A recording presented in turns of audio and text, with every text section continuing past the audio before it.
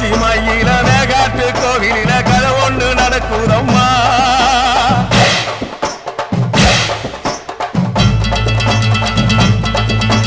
காட்டுப்புலி ஒண்ணு காயம் பட்டு போச்சே காரணம் யார் சொல்லம்மா.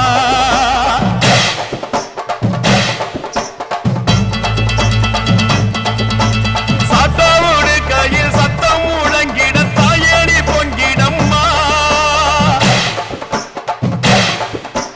சாத்தாவோடு கையில் சத்தம் முழங்கிட தாயேடி பொங்கிடம்மா.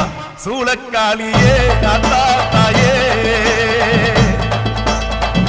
சூளக்காளியே